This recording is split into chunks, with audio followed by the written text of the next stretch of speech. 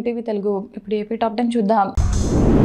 ఎక్కువ రైతుల పట్ల చంద్రబాబు ప్రభుత్వానికి ఉన్న చిత్తశుద్ధి ఏ పాటితో చూసాం. పాత జీవో నంబర్ 169ను జీవో 57కి మార్చారు తప్ప అందులో ఉన్న అంశాలను మార్చలేదు. Aqua zone, non aqua zone సంబంధం లేకుండా రూపాయల సబ్సిడీ ఇస్తామని చెప్పి ఇప్పుడు ఆక్వా రైతులను మోసం చేస్తున్నారు చంద్రబాబు అని తాడేపల్లిగూడెం వైఎస్ఆర్సీపీ ఇన్ఛార్జ్ వడ్డీ రఘురామ్ అన్నారు. రాష్ట్ర వ్యాప్తంగా ఒక్క వ్యవసాయ రంగం తప్ప మిగిలిన అన్ని రంగాలని పీపీపీ కింద ప్రైవేట్ పరం చేసేస్తున్నాడు. ఆ ఒక్క వ్యవసాయ రంగం కూడా గిట్టుబాటు కాదు కాబట్టి వదిలేస్తున్నాడు.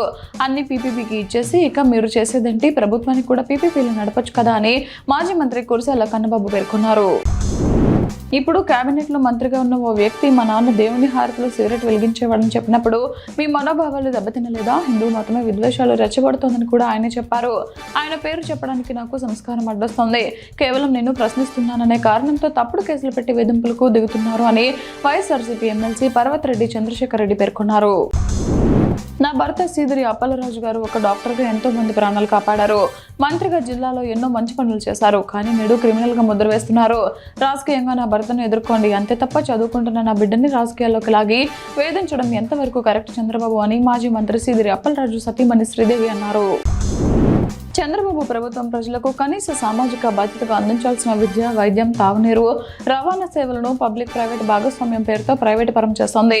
దీంతో విద్య, వైద్యం, తాగునీరు, రవాణా లాంటి సామాజిక సేవలకు ప్రజల నుంచి యూజర్ ఛార్జీలను వసూలు చేయనున్నారు. ఫలితంగా ఈ సేవలు ఖరీదు కానున్నాయని వైఎస్ఆర్సీపీ రాష్ట్ర అధికార ప్రతినిధి వీరశేఖర్ రెడ్డి పేర్కొన్నారు. తణుకులో వైఎస్ఆర్సీపీ సానుభూతి పరుల ఇళ్ల కూల్చివేత. మాజీ మంత్రి కారుమూరి నాగేశ్వరరావుకు మద్దతుగా నిలుస్తున్నందుకే కక్ష సాధింపు చర్యలకు పాల్పడుతున్నారని వైఎస్ఆర్సీపీ నేతలు తీవ్ర ఆగ్రహం వ్యక్తం చేస్తున్నారు. రాజకీయ కక్ష సాధింపులతో ప్రజల ఇళ్లను కూల్చివేయడం ఏంటి చంద్రబాబు, ఇంకెంతకాలం మీ దుర్మార్గాలు అని అన్నారు.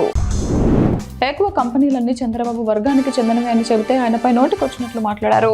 నేడు బీజేపీకి చెందిన సోము వీర్రాజు కూడా ఎక్కువ కంపెనీలన్నీ చంద్రబాబు వర్గానికి చెందిన వారి చేతుల్లోనే ఉన్నాయని, వాళ్ళే ఎక్కువ రైతులను కుదలు చేస్తున్నారని చెబితే కూటమి నాయకుల నోళ్లు మూతపడ్డాయా అని తాడేపల్లిగూడెం వైఎస్ఆర్సీపీ ఇన్ఛార్జ్ వడ్డీ రఘురామ్ అన్నారు.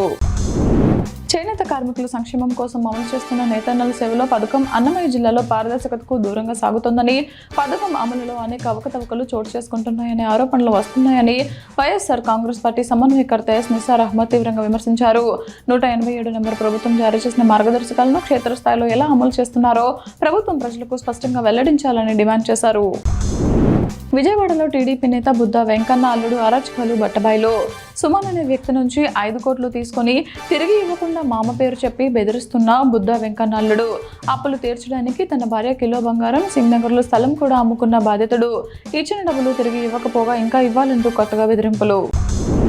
సత్యసాయి జిల్లా పుట్టపర్తి నియోజకవర్గంలోని పుట్టపర్తి మున్సిపాలిటీ సాయినగర్ 1వ వార్డులో పుట్టపర్తి నియోజకవర్గ ఎమ్మెల్యే శ్రీమతి పల్లి సింధూరారెడ్డి ఇంటింటికి తెలుగుదేశం ప్రచార కార్యక్రమాన్ని నిర్వహించారు. ప్రచార కార్యక్రమానికి మాజీ మంత్రి డాక్టర్ పల్లె రఘునాథ్ రెడ్డితో పాటు కూటమి నేతలు, కార్యకర్తలు భారీగా హాజరయ్యారు.